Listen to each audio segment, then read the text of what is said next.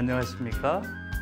예, 지난 강의에서 우리가 한국형 불행의 뿌리가 어디에 있는지 살펴보았지요. 여러분, 한국은 위대한 민주주의를 이루고 경이로운 경제 성장을 이룬 나라임에도 불구하고 우리의 일상은 사실은 행복보다는 불행이 지배하는 그러한 나라가 됐다는 것이죠. 그 원인은 과연 어디에 있는지, 지난 시간에는 그것이 바로 분단 체제에 있다, 이렇게 이야기를 했었죠. 다시 말하면 분단 체제가 대한민국을 기형화했고 또 한국이라는 사회를 아주 기형적인 사회로 만들었다고 했고요. 한국인의 성격 구조를 왜곡시켰다. 이것이 우리의 불행의 뿌리다, 이렇게 이야기를 했습니다. 오늘은 그 두 번째 원인을 추적해보는 시간입니다. 우리 사회가 과연 얼마나 민주적인지, 두 번째 그 근원을 저는 한국의 부실한 민주주의에 있다고 보는 겁니다. 그래서 민주주의의 문제를 오늘은 집중적으로 살펴보도록 하겠습니다. 여러분, 실제로 많은, 특히 외부의 시선은 한국 민주주의가 정말로 놀라운 세계사적 의미를 가지고 있다고 생각합니다. 우리가 보는 것보다 훨씬 더 높이 평가를 해요. 여러분, 그것을 정작 우리 스스로가 제대로 인식하지 못하고 있는 거죠. 왜 그럴까요? 왜 우리는 우리가 가지고 있는 이 보물을 그 보물에 걸맞게 평가하지 못할까요? 왜 그렇겠어요? 예, 지금 우리의 경우는 이러한 위대한 혁명이 평가받기도 전에 부정당한 역사를 가져서 그렇습니다. 1960년에 4.19가 있었죠? 바로 이것이 1961년에 육군소장 박정희에 의해서 완전히 짓밟힙니다. 여러분 다 아시는 얘기죠? 평가받기도 전에 짓밟힌 거예요. 그 이후도 마찬가지죠.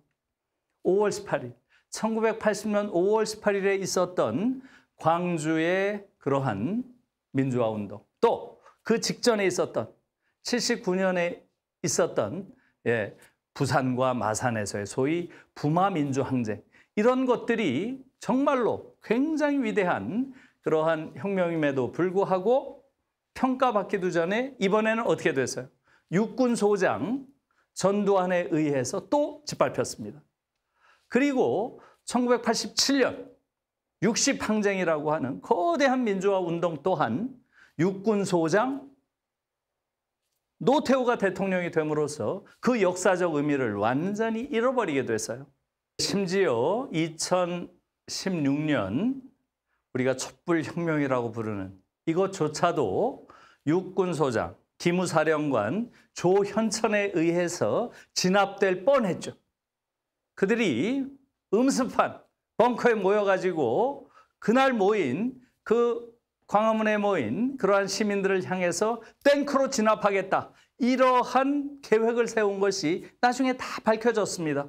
한국 민주주의의 위대한 역사는 그 이면을 보면 육군 소장들의 반란의 역사예요. 이것을 우리가 잘 기억할 필요가 있습니다. 예, 이 사진 여러분 다 아시지요? 예, 그 시절의 기억이 나십니까? 요게 2016년 11월 말, 250만이 모인 거대한 집회의 사진이죠. 촛불 집회의 사진입니다. 예, 여러분, 요 집회가 당시에 있었을 때 저도 이 자리에 있었습니다. 그 당시에 독일의 방송도 한국에서 벌어지는 이 거대한 시민혁명의 과정을 굉장히 상세하게 보도를 했습니다. 여러분, 택시 운전사 아시죠? 택시 운전사.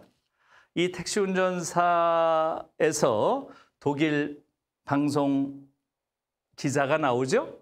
이 기자가 소속된 그러한 방송사가 ARD라고 합니다. ARD. 이게 우리로 말하면 KBS 1방송이에요. 독일 공영 1방송, 국영 1방송 기자였습니다. 당시에 독일의 ARD, 국영 1방송이 취재를 왔습니다. 그때 제가 인터뷰를 해서요.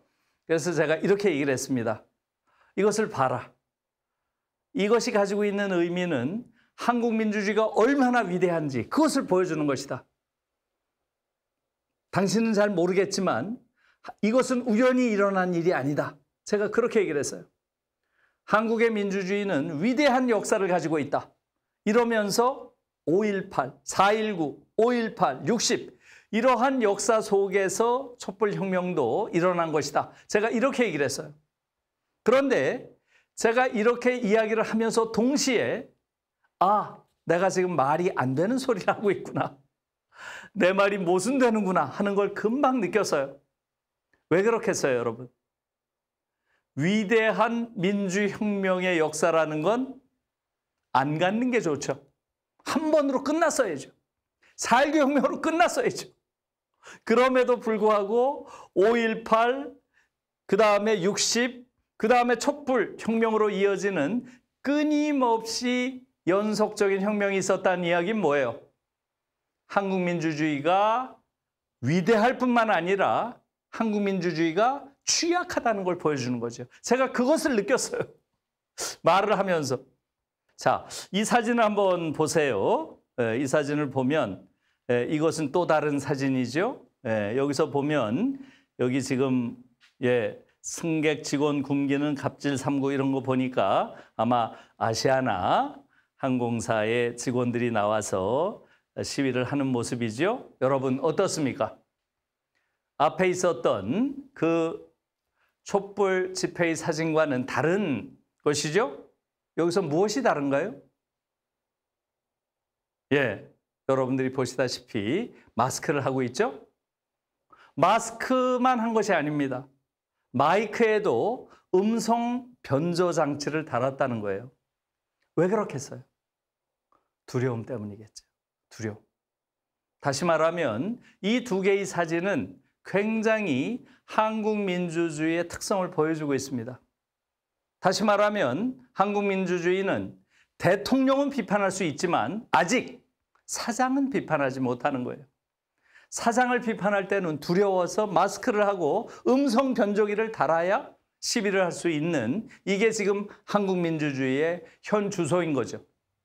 한국 민주주의가 위대하다 하는 것은 사실은 한국 민주주의가 취약하다라고 하는 것을 보여주는 역설적인 측면이 있다. 이 말씀을 드렸죠? 그것과 함께 지금 이 그림이 보여주는 것은 뭐예요? 한국 민주주의가 광장에서는 그렇게 위대한 민주주의였지만 일상에서는 이렇게 두려움에 가득한 여전히 일상 안에서는 민주주의가 충분히 구현되지 못한 사회라는 걸 보여주는 것이죠. 그래서 여러분 이런 것이죠. 저는 이것을 이렇게 한국 민주주의가 한편에서 그렇게 위대했음에도 불구하고 일상에서는 충분히 구현되지 못한 이유를 제 나름대로 분석을 해서 저는 이것을 이렇게 이야기를 했습니다. 한국 민주주의는 광장 민주주의와 일상 민주주의가 괴리되어 있다. 이렇게 이야기를 하면서 한국 민주주의를 저는 민주주의자 없는 민주주의다. 이렇게 규정을 했어요. 한국 민주주의는 민주주의자 없는 민주주의다. 이건 무슨 얘기였어요? 민주주의라는 제도적 장치는 우리가 확보했지만 우리 자신이 민주주의자가 되지 못한 거예요. 다시 말하면 제도적인 민주주의와 태도로서의 민주주의가 괴리되어 있다는 거죠. 비유를 하자면 이런 것이죠. 광화문에서 막 민주주의를 외쳤던 사람이 집으로 돌아갑니다. 그러면 지하철 안에서부터 서서히 변신이 시작돼요. 집에 딱 도착하면 완전히 평소대로 권위주의적 아비가 탁 돼 있어요. 혹은 회사에 가면 갑질을 일삼는 그러한 상사가 돼 있어요. 만약 그렇다면 광장에서의 민주주의와 일상에서의 태도가 다르다면 민주주의 어디서 해요? 민주주의 어디서 합니까? 바로 이 이야기를 제가 했던 것이죠. 그래서 지금 한국의 경우는 광장에서 민주주의를 이루었지만 일상에선 여전히 민주적인 사회가 아니다 하는 것을 제가 이것으로 표현을 하고자 했던 것입니다. 그래서 이 두 개의 사진이 한국 민주주의의 양면성을 보여주는 것입니다. 그래서 이게 현주소죠. 광장에선 민주주의가 상당 정도 이루어졌지만 일상에선 민주주의가 이루어져 있지 않다라고 하는 것이고요. 일상에서는 오히려 아주 일상적인 파시즘, 일상의 파시즘이 여전히 지배하는 게 한국 사회의 현실입니다. 그래서 자, 저는 이 민주주의라고 하는 것을 네 차원으로 나눠서 봐야 된다 하는 말씀을 지금부터 드리고자 합니다.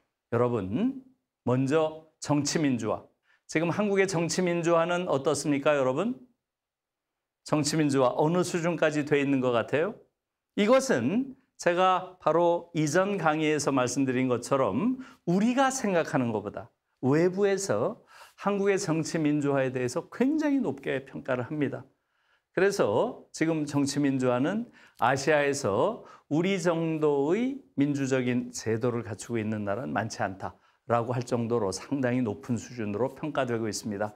자, 이제부터가 문제예요. 여러분, 사회민주화 어느 정도 돼 있나요? 사회민주화. 여기서 사회민주화라고 하는 건 뭘 뜻하겠어요? 사회민주화가 뭘 의미할 것 같아요? 사회의 개별적인 기관들이 많이 있죠? 그것이 구성원들의 민주적 결정에 의해서 작동하는가? 이게 사회민주화의 핵심입니다. 그래서 여러분 어떻게 생각하세요?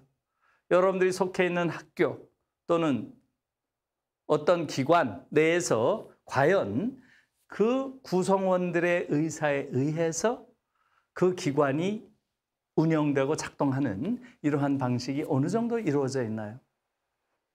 여러분, 여기서 잠깐만 말씀을 드리면 지금 독일의 경우는 대학의 구성원을 이렇게 규정을 합니다. 대학을 저 누구예요?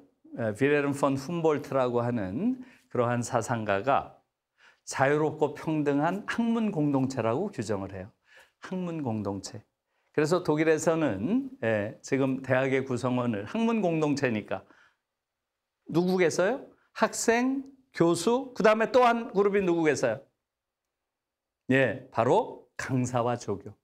강사와 조교도 있죠? 학문 공동체 안에. 그리고 일반 행정을 하는 사람들은 따로 사무직 노조로 따로 조직이 되어 있습니다. 한국도 이러한 사례를 받아들인다면 대학에서 대학을 구성하는 사람들이 누구겠어요? 학생과 교수와 강사, 조교와 강사. 이 세 층이겠죠? 여러분, 가장 이상적인 민주주의를 한다면 어떻게 하겠어요? 제가 독일의 사례를 먼저 한번 들어볼게요. 자, 사회민주화. 독일에서는 1969년에 말하자면 거대한 변화가 일어나기 시작합니다. 1969년에 그 연방의회 선거가 있었고요. 당시에 독일에서는 빌리 브란트라고 하는 3인당 후보가 나와서 이러한 구호를 내세웠습니다. 데모크라티 바겐. 민주주의를 감행하자. 이런 뜻이에요. 이 데모크라틴 민주주의고요. 바겐이란 말이 어디까지 할 수 있는지 한번 다 해보자. 이런 의미예요. 다 해보자. 여러분 어때요? 민주주의 인간이 어디까지 할 수 있는지 한번 다 해보자. 이런 구호예요. 이 브란트가 당선이 됐습니다. 그리고 나서 정말로 민주주의 어디까지 할 수 있는지 다 해보자를 실행을 한 거예요. 여러분 대학에서는 어떻게 하겠습니까? 조금 전에 말씀드린 대로 대학의 구성원이라고 하는 것은 바로 교수, 학생, 그리고 강사와 조교. 그렇죠? 그래서 이 3자가 여러분 생각은 어떻습니까?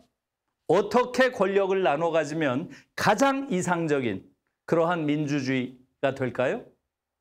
어떻게 나눠 가지면 되겠어요? 예, 똑같이 3분의 1씩 정확하게 나눠 가지면 가장 민주적인 사례가 되겠죠? 실제로 1969년부터 독일의 많은 대학에서는 모든 대학의 결정을 할 때 다 정확하게 33.3%씩 이 3자가 권력을 분점했습니다. 이것을 3분할 원칙이라고 불렀어요. 그래서 대학에서 이루어지는 가장 중요한 일들이 뭐겠어요? 어떠한 과를 새로 만들 것인지, 어떠한 교수를 뽑을 것인지, 어떠한 강의를 개설할 것인지, 뭐 이런 것들이죠. 이런 것들이 다 중요한 결정들이죠. 이러한 결정을 할 때 이 3자가 딱 모여가지고 33.3%씩, 3분의 1씩 균질적인 권한을 행사한 거예요. 이게 바로 데모크라티 바겐이라는 거죠. 우리로선 상상도 할 수 없는 얘기죠. 1969년에 베를린 대학에서, 베를린 자유대학에서 총장을 뽑는데 이때 조교가 총장 후보로 등장합니다. 29살 먹은 조교가 총장 후보로 나와요. 그래가지고 교수 대표와 조교 대표가 총장 선거에서 맞붙습니다. 69년 선거에서. 누가 됐겠어요? 누가 됐을 것 같아요, 여러분? 예, 조교가 됩니다. 조교 대표가 압도적인 표차로 60대 40으로 총장에 당선됩니다. 그래서 69년에 베를린 대학에서는 독일 대학 역사상 처음으로 조교 총장이 등장을 합니다. 그렇게 해서 이 조교 총장이 굉장히 잘한 거예요, 총장을. 그래서 4년 후에 또 재선이 됩니다. 그래서 무려 8년 동안 조교가 총장을 하는 그런 일들이 벌어졌습니다. 이런 일련의 변화들, 이러한 것들은 사실 놀라운 것이죠. 민주주의를 완전히 새롭게 보는 것이죠. 민주주의를 끝까지 다 해본다면 여기까지 할 수 있는 거예요. 1970년대부터 독일 대학가의 풍경은 어떻게 바뀌었을까요? 어떻게 바뀌었을까요? 예, 데모가 일어날 때마다 거의 대다수의 데모가 교수들의 데모였어요. 교수들이 데모를 합니다. 교수들이 데모에서 주로 내세우는 요구는 뭐였을까요? 3분할 원칙, 원칙적으로 찬성한다. 그러나 대학 연구의 전문성과 관련된 영역, 연구의 전문성이 필요한 그 영역에 관해서는 교수의 과반을 인정해다오. 이거예요. 그것은 상당히 타당한 요구입니다. 그래서 1973년에 독일의 헌법재판소에서 교수들이 낸 이 주장을 받아들입니다. 그래서 학문적 전문성에 관련된 영역에서만 교수들의 과반 권리를 인정하고요. 나머지 영역, 일상적인 영역에선 3분할 원칙이 적용되고 있습니다. 놀라운 이야기죠. 이게 바로 사회민주화예요. 자, 한국 사회를 한번 보세요. 이것과 비교해보면 한국 사회가 이루어져 있나요? 많은 조직들이 있죠. 그 조직들 안에서 과연 어느 정도 민주화가 이루어져 있나요? 지성의 전당이라고 하는 대학에서도 전혀 민주주의가 이루어지지 않고 있습니다. 대체로 국립대학에서는 어느 정도 민주주의가 이루어져 있지만 이것이 균형 있는 사회민주화의 사례로 되기는 어려운 게 현실이죠. 자, 사회민주화 조금 이해를 하셨죠? 예, 그 사회의 모든 구성원들이 그야말로 그 조직의 운영에 동등한 권한을 가지고 참여하는 거예요. 여러분, 경제민주화는 더 말할 게 없죠. 경제조직 안에서 어떻게 민주주의가 구현되느냐 하는 거겠죠. 여러분, 어떻습니까? 경제조직 안에서. 대표적인 경제조직, 기업들이겠죠? 기업 안에서 민주주의를 말한다는 게 한국 사회에서는 너무 이질적인 거로 느껴지는 게 현실입니다. 그렇죠? 한국의 기업은 가장 비민주적인 조직입니다. 한국에서. 그렇죠? 그런데 경제 민주화를 이야기한다는 게 과연 무엇인가? 여러분 생각해 보세요. 아까 말한 사회민주화의 확장인 것이죠. 경제 영역까지도 사회민주화의 원리가 그대로 적용돼야 된다는 거예요. 자, 그렇다면 기업을 구성하는 구성원은 누군가요? 주식을 가지고 있는 사람들. 그렇죠? 주주들. 주주들의 권리가 당연히 있겠죠? 그리고 이 기업에서 노동을 함으로써 생산해내는 자들, 즉 노동자들이 있겠죠? 이 둘이 기업을 구성하는 가장 중요한 두 요소죠. 주주와 노동자. 여러분, 데모크라티 바겐, 민주주의를 감행하자 했을 때 가장 이상적인 민주주의는 뭐겠어요? 주주와 노동자가 서로 어떻게 권한을 나눠 가지면 가장 이상적인 민주주의가 되겠어요? 50대 50이죠. 50대 50.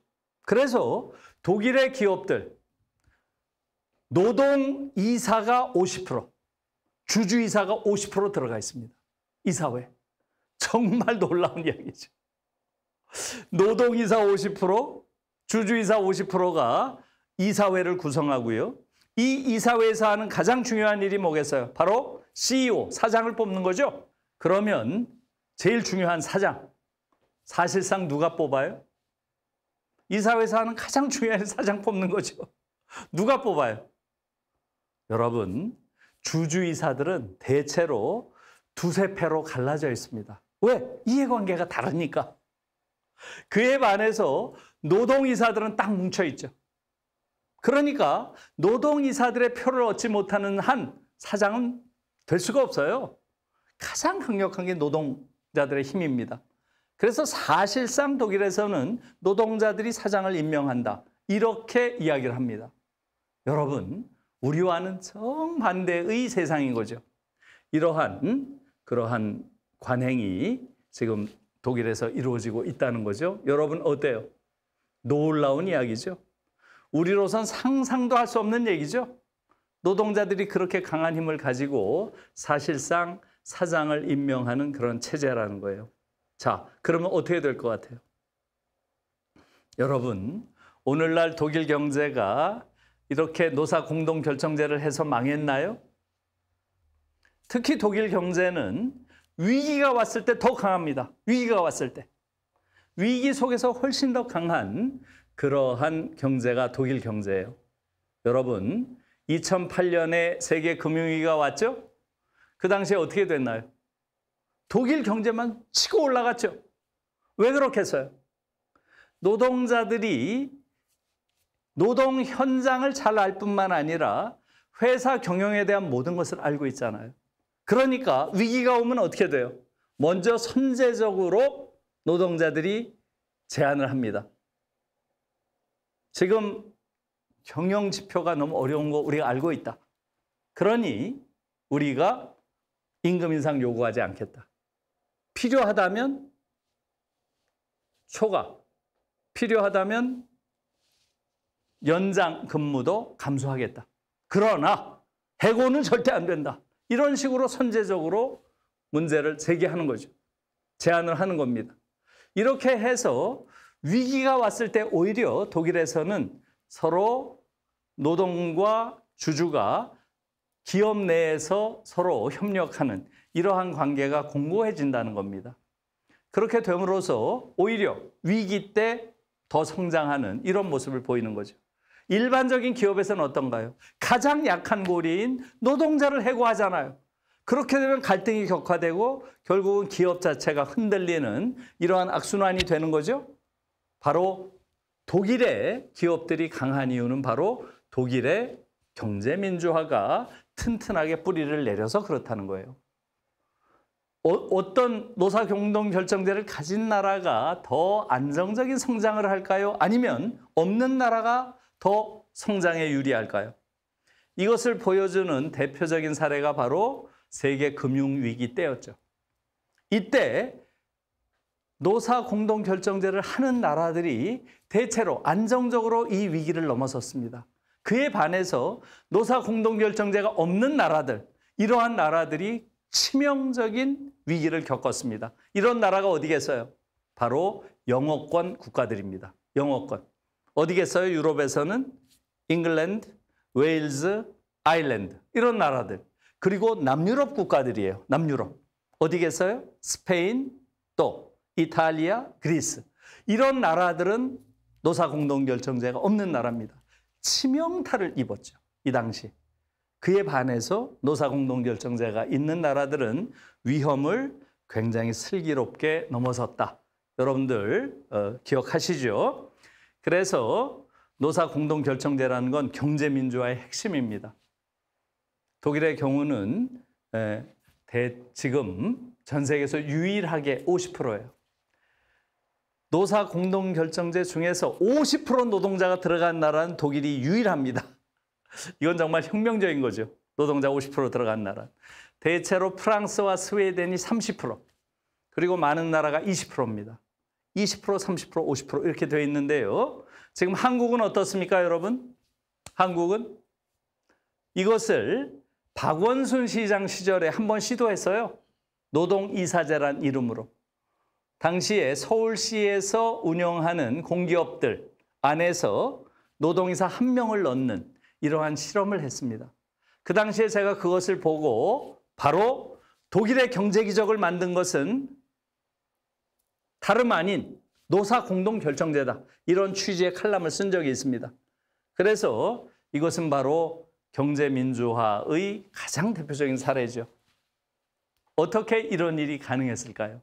제가 그 이야기를 조금 설명을 드릴게요. 저는 우리가 지내오는 역사라고 하는 것이 굉장히 역설적이라고 생각합니다. 독일에서 이렇게 50% 노동이사가 들어가는 공동결정제를 만든 것은 그야말로 자본주의 사회에서 가장 혁명적인 그러한 제도죠. 이것을 가능하게 한 것은 역설적이게도 히틀러입니다. 히틀러. 여러분, 히틀러가 1933년에 정권을 잡죠. 그리고 1945년에 2차 세계대전이 끝나죠. 그러면 생각해 보세요. 33년에서 39년까지 6년 동안 전쟁을 준비했고요. 39년에서 45년까지 6년 동안 전쟁을 수행한 거죠. 히틀러는 12년 동안 전쟁을 6년 준비하고 6년 수행한 완전히 전쟁 정권이죠. 놀라운 거예요. 히틀러는 사실상 전 세계를 상대로 전쟁을 벌였잖아요. 그런데 그것을 준비한 건 6년밖에 안 돼요. 6년. 이것에 연합국에서 주목을 한 겁니다. 어떻게? 히틀러는 쿠데타를 한 게 아니잖아요. 선거를 통해서 수상이 된 자가 6년 만에 한 국가 전체를 전쟁 경제로 전환시켰는가? 놀라운 일이죠. 그래서 이것을 연합국이 연구한 결과 어떻게 돼요? 기업 내에서 견제 장치가 전혀 없는 상황에서 히틀러 같은 독재자가 나오니까 기업을 한순간에 소나기에 장악하는 이러한 비극이 가능했다는 거예요. 그래서 히틀러의 비극을 더 이상 반복하지 않으려면 기업 내부에 기업의 경영권을 견제할 수 있는 세력이 존재해야 된다고 본 거예요. 그래서 미국, 프랑스, 영국의 연합국에서 바로 독일 기업 안에 노조를 중심으로 50%의 이사회 참여권을 갖는 새로운 제도를 장착합니다. 역설이죠. 이건 완전히 히틀러를 극복하기 위해서 노조를 강화시켰다는 얘기예요. 그래서 50년대부터 50%의 노동이사가 들어가는 경영체제가 확립이 된 겁니다. 그런데 돌아보니까 어때요? 이렇게 50% 노동이사가 들어가니까 기업이 망하는 게 아니라 더 잘 되는 거예요. 오히려 노동자들이 기업에 대해서 모든 경영 상태를 아니까 선제적으로 스스로 기업 발전에 도움이 되는 일들을 한다는 거죠. 이걸 보고 독일 경영의 패러다임이 바뀐 겁니다. 아, 노동자들이 많이 참여할수록 더 좋구나. 이렇게 된 거예요. 그래서 1976년에 마침내 어찌 보면 자본주의 역사상 가장 혁명적인 노사 공동결정제법이 독일 의회에서 법으로 통과됩니다. 1976년이니까 혁명적인 법이죠. 50% 모든 기업의 50% 노동이사가 들어가는 이런 법이 1976년에 통과돼요. 여러분, 몇 프로나 됐을 것 같아요? 비율이 몇 프로나 됐을 것 같아요? 389대 22로 통과됩니다. 389대 22. 이렇게 혁명적인 법이 압도적인, 아마 계산해 보세요. 389대 20이면 90%가 넘을 거예요. 90%가. 90%가 넘는 압도적인 그러한 찬성으로 통과가 됩니다. 이게 바로 독일의 역사예요. 그런데 제가 한마디만 더 드리고 싶은 것은 이겁니다. 여러분, 이 과정에서 이러한 혁명적인 법을 대표 발의한 사람이 자본가들 또는 기업가들의 이해를 대변하는 소위 자유민주당의 원내대표였다는 사실이에요. 여러분 아시겠지만 독일의 경우는 노동자들의 입장을 보다 더 강하게 대변하는 정당이 사회민주당, 3인당이라고 부르는 거죠. 또 자본가들의 이해, 기업가들의 이해를 더 많이 존중하는 이러한 정당이 자유민주당, 자민당이라고 보통 부르죠. 이렇게 되어 있습니다. 그런데 노동이사제를 하는데 이 노동이사제의 총대를 맨 사람이 3인당이 아니라 자민당 대표였다는 거예요. 당시 자민당의 원내대표가 대표 발의를 해요. 이 역사적인 법을. 그러면서 연설을 합니다. 제가 이 연설문을 보고 정말 울컥했어요. 정말 감동적인 연설이라서 그렇습니다. 이렇게 연설을 해요. 우리는 국가의 시민으로서는 국가 시민이란 표현을 써요. 국가의 시민으로서는 가장 강력한 권한을 가진 주권자로 산다. 이 얘기는 뭐예요? 국가 안에서 생기는 모든 권력은 우리가 부여한 거죠. 대통령도 내가 뽑고 국회의원도 내가 뽑고 그렇죠? 결국은 국가의 모든 권력을 부여하는 건 나죠. 우리가 주권자예요. 그러나 경제시민으로서는 경제시민이라는 표현을 써요. 경제시민. 노예로 산다. 경제시민은 노예라는 거죠. 이것은 있을 수 없는 일이다. 이것은 잘못된 일이다. 오늘 이 법안을 통과시킴으로써 이제는 우리가 경제시민으로서도 주권자로 살 수 있는 새로운 시대를 열어야 한다. 이렇게 연설을 했어요. 여러분 어떻게 생각해요? 이게 경제민주화예요. 독일에서는 그러니까 국민들이 국가시민으로서도 주권자지만 경제시민으로서도 주권자가 돼야 된다는 거죠. 그러기 위해서는 노동자가 절반의 권한을 가져야 된다. 여러분은 어떻게 생각하십니까? 정말 놀라운 이야기죠. 그걸 통해서 독일의 사회는 말하자면 경제민주화가 완전히 뿌리를 내리게 된 거죠. 여러분, 바로 이러한 것이 독일 경제가 지금 세계에서 가장 잘 나가는 그러한 근본 원인이에요.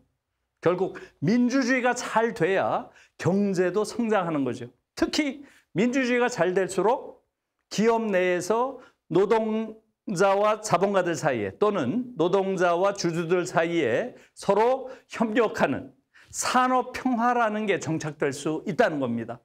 그걸 통해서 사회가 성숙한 사회로 발전할 수 있다는 거죠. 자, 경제민주화 여러분들이 어느 정도 이해가 갔는지 모르겠어요. 한국의 경우 어떻습니까? 한국의 경우 지금 경제민주화라는 것을 한국에 대보면 어떻습니까? 전혀 이루어져 있지 않은 거죠. 한국인들은 지금 인식 자체도 잘못되어 있어요. 경제 영역에서 예를 들어서 삼성 하면 이재용 거라고 생각을 해요.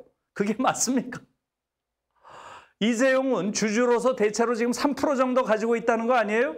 그러면 3% 주주로서의 권한을 행사하면 되는 것이지 왜 절대적인 권한을 갖나요? 이것은 사실은 경제민주화의 기본 원리에도 맞지 않는 거죠. 이런 데 대한 새로운 성찰이 지금 한국에서는 아직도 이루어지지 못하고 있죠. 이러한 상상력조차도 없는 게 지금 한국의 상황이고요. 경제민주화의 수준은 아직 야만적인 상태에 있다. 이렇게 얘기해도 과언이 아닌 겁니다. 이 부분을 우리가 잘 알아야 되고요. 그다음에 마지막으로 문화민주화. 문화민주화 어느 정도 이루어져 있나요? 여러분들 한번 생각해 보세요. 문화민주화가 어느 정도 이루어져 있어요? 문화민주화라고 하는 것은 뭘 뜻하죠? 문화라고 하는 것을 가장 보편적으로 광의로 정의를 하자면 어때요? 예, 사람들이 관계를 맺고 살아가는 생활 양식, 이게 문화죠? 사람들이 관계를 맺고 살아가는 공동체의 생활 양식, 이것이 문화입니다.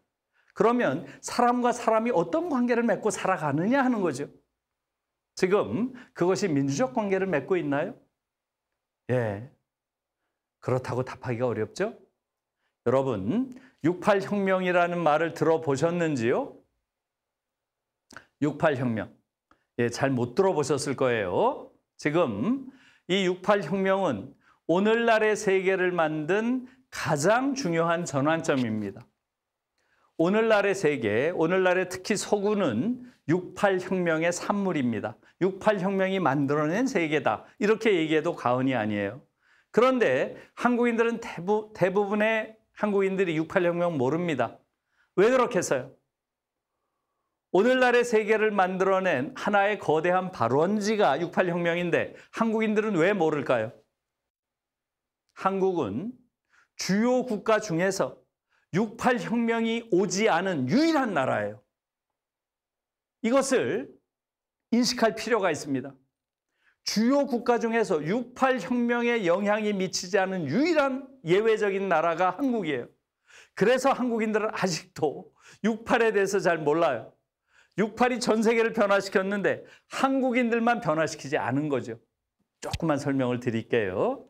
이 68혁명이라고 하는 것은 바로 1968년에 있었던 거대한 전 세계적 변혁운동을 이야기합니다.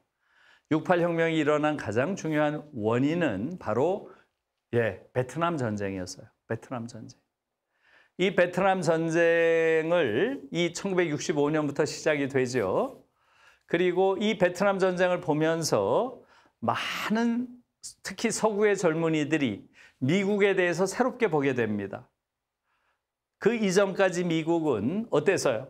자유세계를 지켜주는 수호자라고 하는 굉장히 긍정적인 이미지를 가지고 있었죠. 그런데 베트남 전쟁에서 베트남과 전쟁을 하는 이러한 모습을 보면서 많은 특히 서구의 젊은이들이 충격을 받습니다. 아니, 이게 도대체 뭔가? 결국 미국이란 나라도 일개 제국주의 국가에 불과한 것이 아닌가. 이렇게 된 거죠. 그렇게 해서 굉장히 놀라는 그러한 충격을 받는 그러한 상황이 됐고요. 또 이 당시에 있었던 미국과 소련 간의 핵무기 경쟁, 이것에 의해서도 충격을 받습니다. 이미 1960년대 중반이 되면 미국과 소련에서는 전 인류를 100번 이상 완전히 전멸시킬 정도의 핵무기를 보유하고 있었는데 이것도 모자라서 더 극심한 경쟁을 벌이고 있는 이런 상황. 수소폭탄을 만든다 뭐 하면서 더 격렬한 경쟁을 벌이니까 젊은 세대가 경악을 한 거예요. 아, 저 어른들이 벌이는 저 일, 저것은 정말로 어처구니 없는 일이다. 아주 부조리한 세상을 만들어 놨다. 그렇게 하면서 저 어른들은 제정신이 아닌 그러한 세상을 만든 것이다. 이제 저들과는 모든 관계를 끊어야 한다. 이게 젊은 세대들의 반란의 근원이었어요. 그래서 그 당시에 유명한 구호가 뭐였냐 하면 바로 30 넘은 자와는 대화하지 마라. 30 넘은 자와는 대화하지 마라. 그들은 전부 미치광이다. 이렇게까지 젊은 세대가 기성세대를 부정하게 됐고요. 그래서 모든 가치의 전도, 모든 가치를, 기성의 가치를 전도시키고 새로운 가치관을 만들어내야 한다. 이런 거대한 변혁운동이 이때 벌어진 게 68입니다.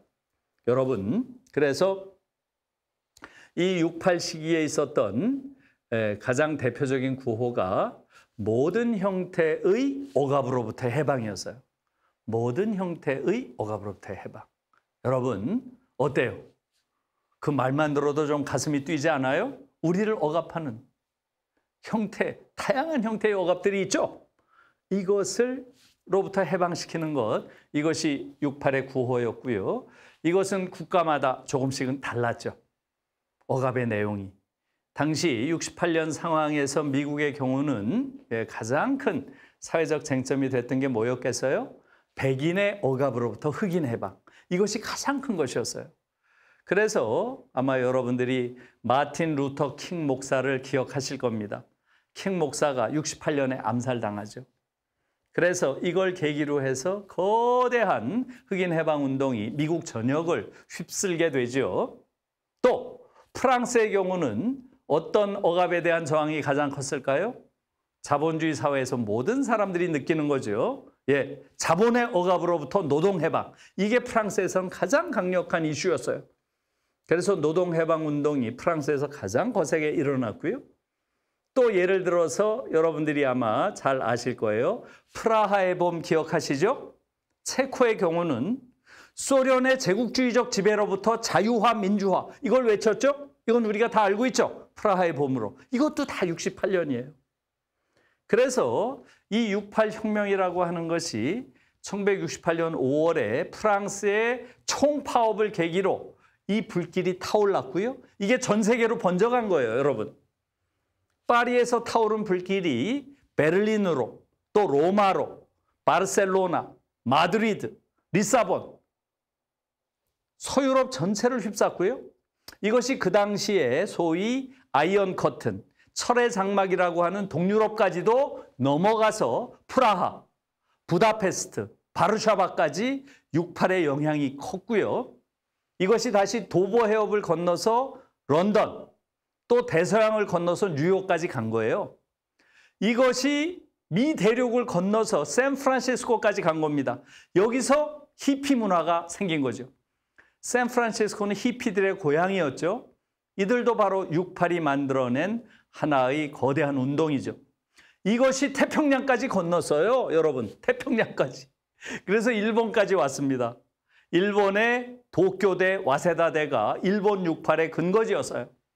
일본에서도 거대한 운동으로 확산이 됐습니다. 이것이 대한해협을 못 건넜어요. 저는 68이라고 하는 거대한 해방운동이 한국에 상륙하지 못한 이 사실이 오늘날 한국이 성숙한 민주주의 사회가 못된 중요한 요인 중에 하나라고 확신합니다. 이걸 국민들이 몰라요. 그래서 우리가 68 모르는 거예요. 전 세계를 휩쓰는 운동인데 한국인들만 아직도 몰라요. 전 세계가 68 이후의 시대를 살고 있는데 한국인들만 68 이전 시대를 살고 있어요. 여러분, 이건 이 주장이 맞다면 놀라운 거죠. 한국은 지금 아까 선진국이 됐다고 말씀드렸죠? 훌륭한 민주주의를 이뤘다고 하지만 민주주의가 성숙하지 못하고 있어요. 왜 그렇겠어요? 그 중요한 이유 중에 하나가 바로 68의 부재입니다. 68이라고 하는 거대한 전 세계를 휩싼 해방운동이 한국에서만 일어나지 않은 거예요. 그래서 저는 요즘에 이런 생각을 많이 합니다. 20세기에 우리가 겪은 역사적인 비극이 너무나 많죠? 뭐가 있어요? 한국 사회를 변화시킨 비극들이. 식민의 시대를 거쳤죠? 우리가 해방이 됐지만 또 분단을 겪었어요. 분단의 시대를 거쳤고 이것은 냉전의 시대였고요. 이것이 내전으로 이어졌죠. 한국전쟁. 내전의 시대를 또 겪었어요. 그 이후에는 어떻게 됐나요? 군사 독재의 시대를 겪었어요. 정말로 끔찍한 20세기의 정치적 비극을 다 겪은 게 한국이죠. 이것들이 오늘날 한국 사회의 기형성에 영향을 미치고 있어요. 그런데 저는 그중에서도 가장 큰 영향을 미친 게 뭘까? 지금 돌아보면 68 혁명이 없었다는 것. 이것이 지금 한국에 미치는 영향이 너무나 큽니다. 여러분들이 아마 그런 걸 느낄 거예요. 한국인들이 이런 면에서는 전 세계의 흐름에 비해서 너무나 후진적이다. 아직도 한국은 전 세계는 이미 많은 부분에서 해방의 방향으로 가는데 우리는 그렇지 못하고 있다. 이런 거 많이 느끼죠? 예를 들면 여성 해방, 성의 해방. 그래요, 안 그래요? 이런 것들이 다 68의 부재와 관련이 있는 거예요. 좀 전에 제가 말씀드린 것처럼 68이라고 하는 것은 나라마다 억압의 내용이 조금씩 차이가 있다 그랬죠? 그러나 보편적으로 모든 형태의 억압이라고 했을 때 이것이 갖는 보편성이 당연히 있어요. 가장 중요한 억압이 뭐였겠어요? 당시에도. 예, 바로 거대한 성적 억압으로부터의 해방이에요. 그래서 68 혁명을 성혁명이라고 부르는 거예요. 성혁명. 그래서 이것은 그 당시 60년대의 서구 사회도 지금 우리로서는 오늘날 상상할 수 없을 정도로 어마어마하게 억압적인 사회였어요. 성이. 예를 들어서 독일의 경우는 68년의 독일의 경우는 여자친구 집에 남자가 찾아왔어요. 10시가 됐는데 집에 안 가. 그러면 집주인이 고발하게 돼 있어요. 10시가 돼서 집에 안 가면. 집주인이 고발을 안 해. 그러면 옆집 사람이 집주인을 고발하게 돼 있어요.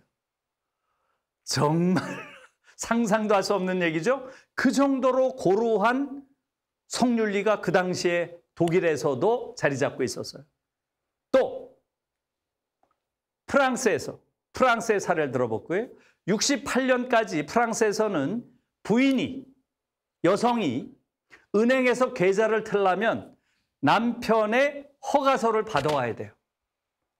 이 정도로 여성의 인권이라는 것이 남성에 예속되어 있는 게 당시 프랑스였어요. 이것이 68을 계기로 성혁명, 성적 자기 결정의 자유라고 하는 것이 이때 나온 이야기예요. 그 다음에 여성해방, 남성의 가부장적 지배로부터의 여성해방. 여러분, 또 인간을 억압하는 게 뭐가 있어요? 권위주의. 권위주의로부터의 해방, 반권위주의 운동. 이게 거세게 68 시기에 몰아칩니다. 또 인간을 예속시키는 게 뭐가 있어요? 물질주의죠. 물질주의. 인간이 물질의 노예가 돼버렸잖아요. 네? 물질의 그런 유혹에 의해서 인간이 완전히 예속돼 버리는 이러한 상황이 물질주의죠. 여기에 맞서는 탈물질주의도 이때 나온 거예요. 또 심지어 인간의 지배로부터 자연의 해방이라고 하는 것도 이때 나온 거예요. 인간이 자연을 지배하면서 너무나 파괴하고 있잖아요. 이것은 안 된다. 이것도 이때 나온 생각이에요. 어마어마한 해방적 상상력의 폭발이죠. 이게 68이에요.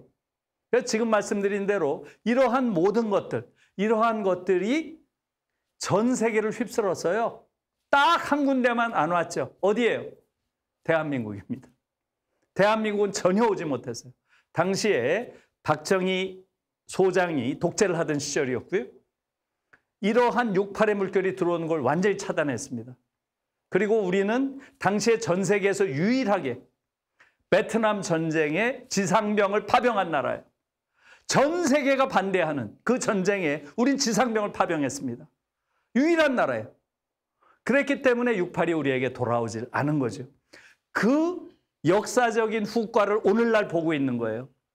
지금 한국 사회는 대체로 선진 국가들에 비해서 문화적으로 50년 지체되어 있습니다.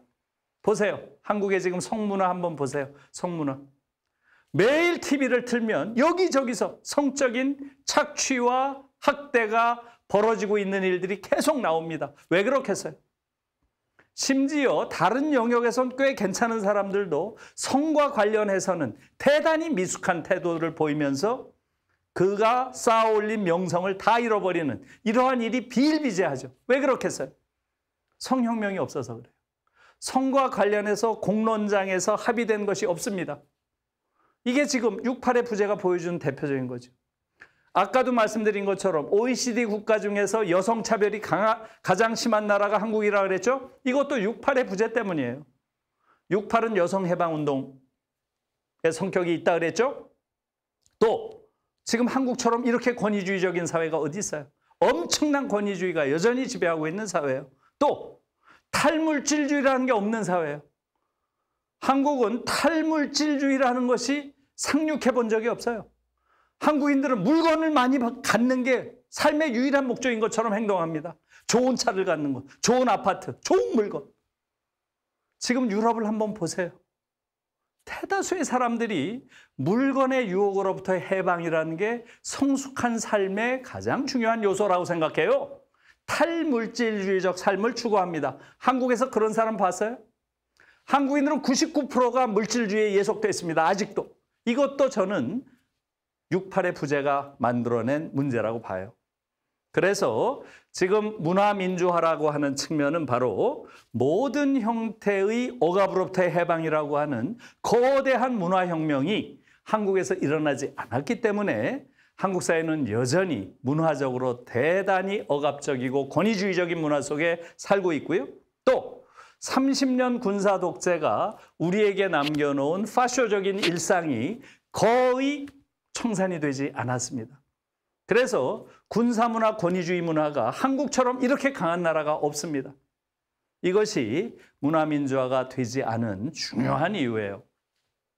그래서 제가 마지막으로 문화민주화 관련해서 한마디만 드릴게요. 여러분, 독일에서는 6.8 이전에 여러분들이 저를 부르려면 굉장히 복잡했어요.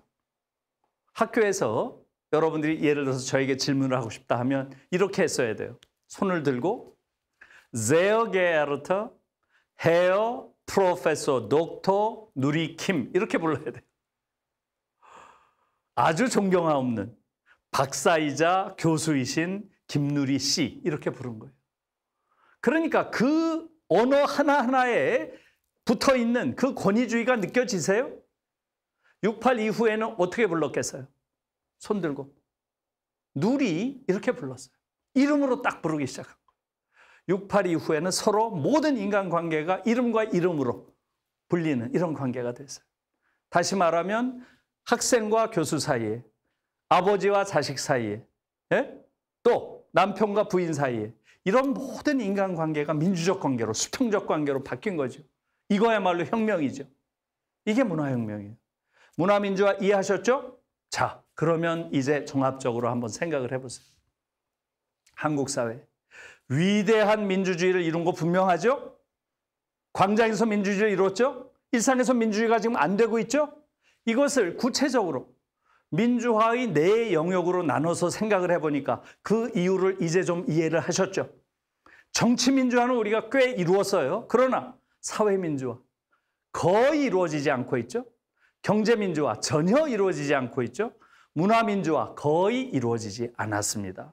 이게 지금 우리의 현실이에요. 그렇기 때문에 지금 한국 사회는 여전히 성숙한 민주사회가 못 되고 있는 겁니다. 이것이 한국 사회의 문제라고 하는 것이죠. 그래서 이렇게도 생각해 볼 수 있어요. 해방 이후에 한국 사회를 지배해온 기득권들이 있죠. 이들은 과연 어느 정도 자신들의 기득권을 이제는 내려놓았을까요?